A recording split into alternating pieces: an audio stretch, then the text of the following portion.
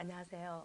오늘 미술치료 매체 활용을 강의할 한명순입니다. 오늘은 여러분과 함께 어항가족화를 해보시겠습니다.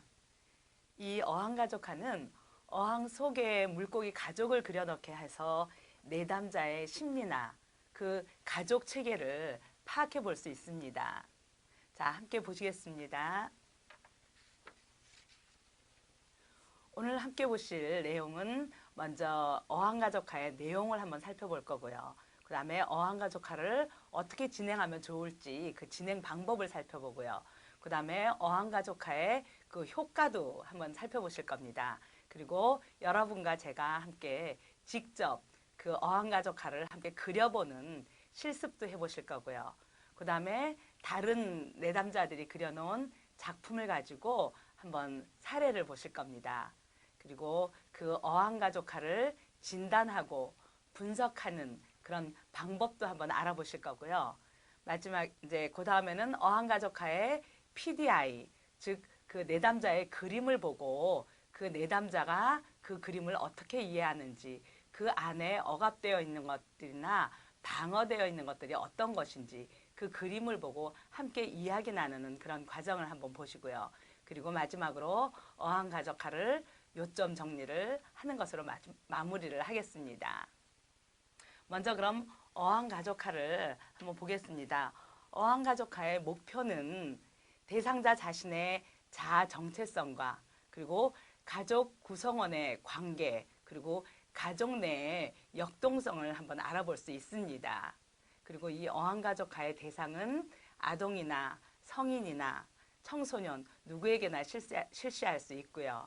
그리고 준비물은 어항 그림이 그려져 있는 A4 용지, 그리고 사비 연필도 되고 크레파스, 색연필 어느 것이나 주위에 있는 것을 사용하시면 되겠습니다.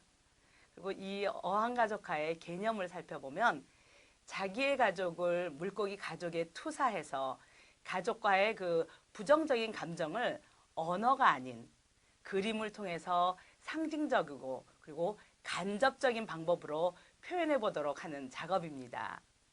이렇게 가족과 관계되는 부정적인 감정을 언어로 직접 전달을 하고 난 후에는 가족과의 그 반응이나 죄책감 때문에 갈등과 불안이 생길 수 있습니다. 그래서 이렇게 그림을 통해서 상징적이고 간접적인 방법을 사용하면 개인의 무의식에 좀 더 접근하기가 쉽고 용이합니다. 그리고 가족에 대한 감정도 잘 파악할 수가 있습니다. 이 어항가족화의 진행 방법을 한번 살펴보겠습니다. 어항가족화에 첫째 이제 도입을 하고 그 다음에 전개 과정을 하고 그 다음에 종결을 할 텐데요. 도입에는 작업을 설명하면서 명상하는 시간도 갖습니다. 만나면 같이 함께 내담자 인사도 하고 지난날에 지냈던 이야기도 나누고 어디 갔다 온 이야기며 주변의 이야기를 좀 나눠서 서로 라포 형성이 충분히 이루어지도록 합니다. 그리고 마음을 차분히 가라앉혀서 작업에 임할 수 있도록 하고요. 특히 어르신들이랑 같이 작업을 할 때는 손 운동이나 몸을 풀어주는 운동이나 그리고 어른들의 지난 한 주 이야기를 충분히 들어주는 것도 아주 중요합니다. 그렇게 해서 도입을 하고 그 다음에 전개 과정에서는 어항이 그려진 A4 용지를 다들 나눠주고 거기에 물고기 가족들이 무엇인가를 하는 그림을 그리도록 합니다. 그림을 그리는 방식은 대상자가 원하는 방식 어느 것이나 괜찮습니다. 그리고 그 내담자가 그림을 그리다가 항상 물어보거든요. 이렇게 그리면 돼요? 저렇게 그리면 돼요? 하는 질문을 많이 합니다. 그럴 때는 항상 그리고 싶으신 대로 그리세요. 표현하고 싶으신 대로 하세요. 라고만 이야기해 주시면 됩니다. 그리고 마지막에 종결 단계인데요. 종결 단계는 그림을 보면서 어항 속의 물고기 가족에 대한 이야기를 충분히 나누도록 합니다. 이 어항가족의 기대 효과를 함께 보시겠습니다. 이 어항가족화는 대상자들이 쉽게 꺼낼 수 없는 그런 가족의 문제를 물고기 가족에 투사를 해서 말문을 쉽게 열 수 있도록 도와줍니다. 그리고 대상자의 심리적 갈등을 일으키는 주제를 우리가 눈으로 파악할 수가 있습니다. 그리고 물고기의 위치나 물고기 서로 간의 거리, 방향 등을 보고 그 가족 간의 상호 관계를 한눈에 또 볼 수가 있지요. 그리고 가족의 성격 특성과 가족 간의 역동성도 이 어항가족화에서 우리가 함께 볼 수 있습니다.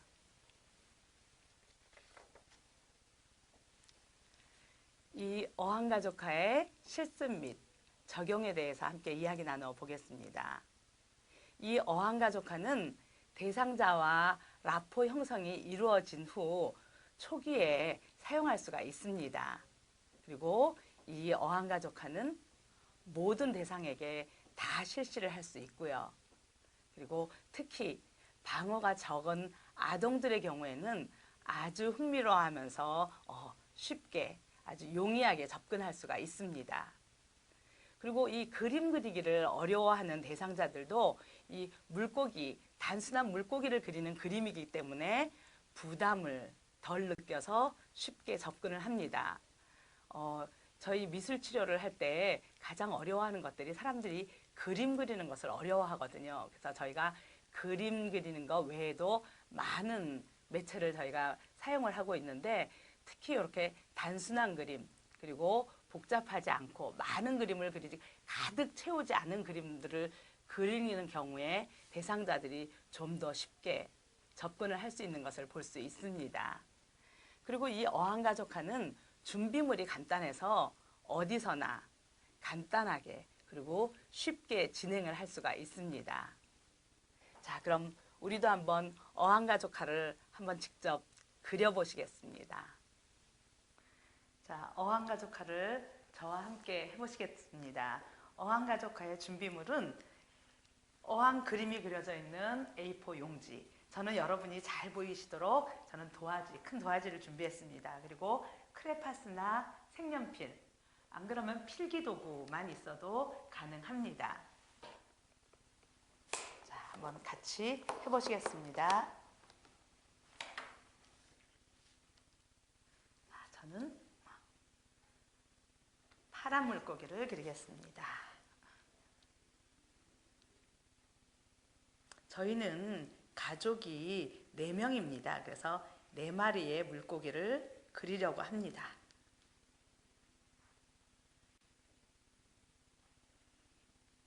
다 같이 놀고 있습니다. 그리고 어항에 물이 찰랑찰랑 차 있고요. 그리고 어항 속에는 물풀들도 많이 있거든요. 자갈들도 있고 그래서 자갈들을 깔아주겠습니다.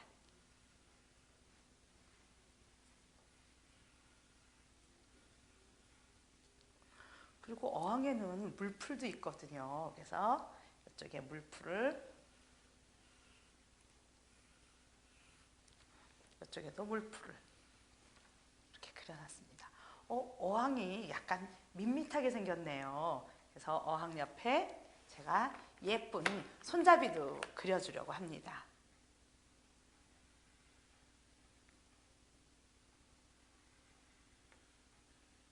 어항에 손잡이를 양쪽으로 그려주겠습니다.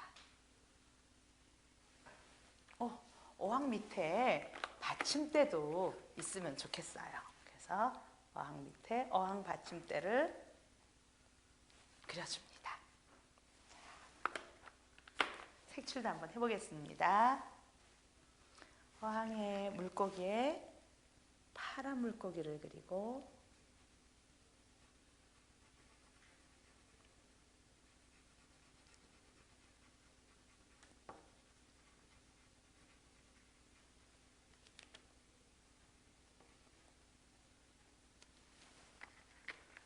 핑크 물고기도 그려주고요.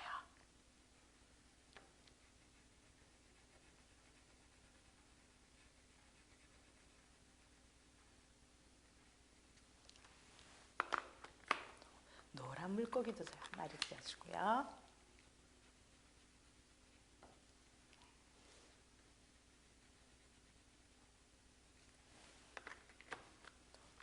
주황 물고기도 한 마리 그려주려고 합니다.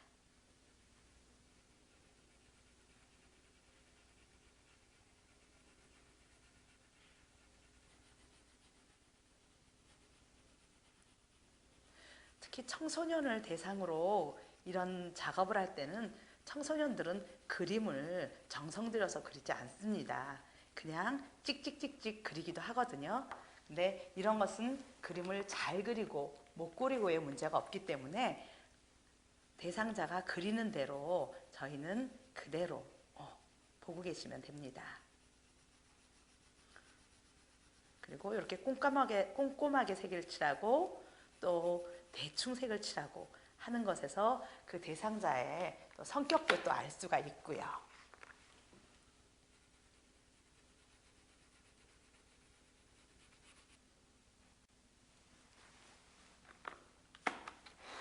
자, 저는 어항 물고기를 이렇게 그려보았습니다. 여러분들도 다 완성되셨나요? 그럼 우리 좀 뒤에 진단과 분석에서 우리의 그림이 어떤지 한번 살펴보시겠습니다. 다음에 한번 볼까요? 여러분도 한번 같이 그려보셨나요? 자, 나중에 분석 방법을 함께 이야기 나누면서 우리 각자의 그림을 한번 진단해 보도록 하겠습니다.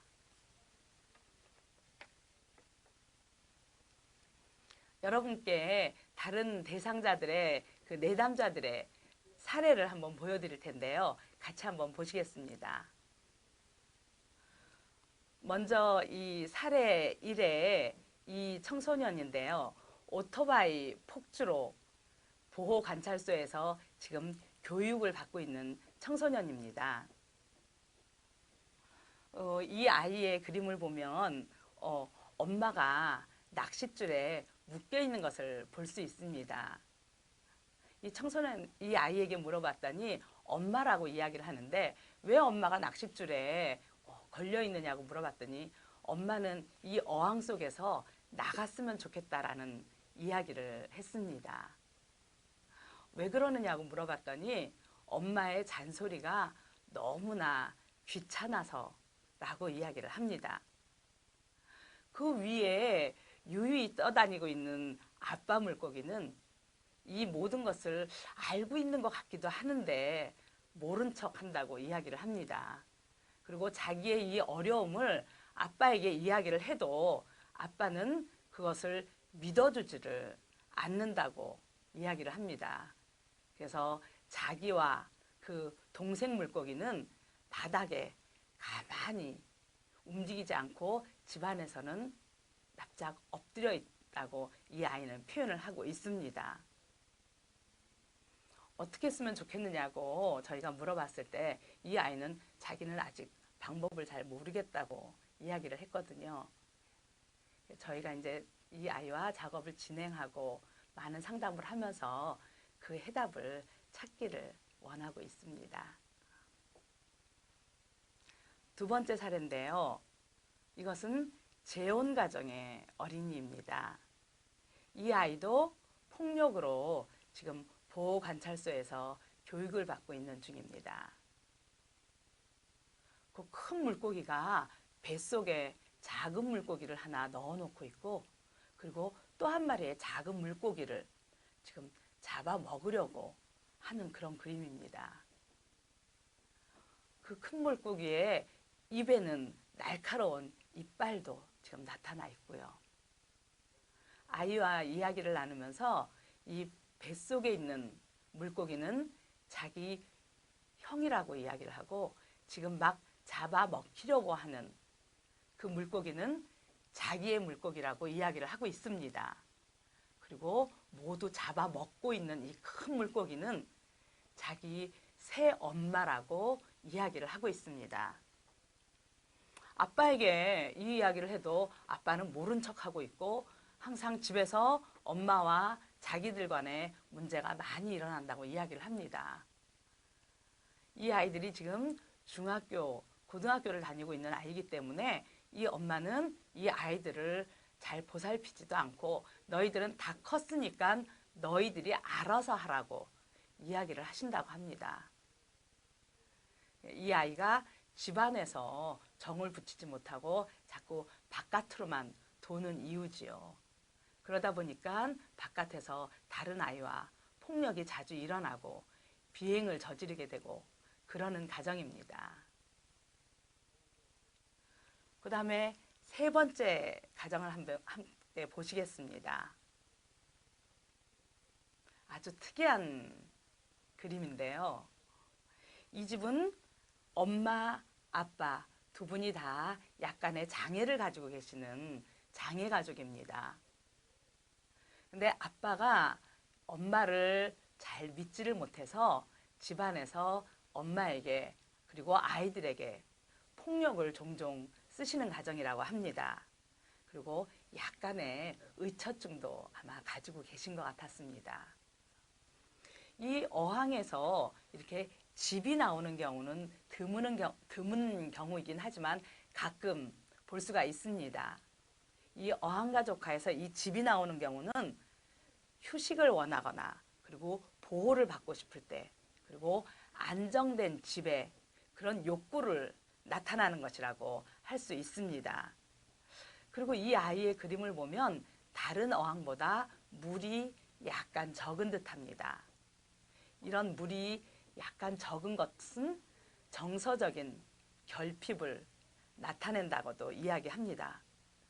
그리고 이 그림 중에서 가장 큰 것은 어항 속에 혼자 살고 있는 그 개의 그림입니다.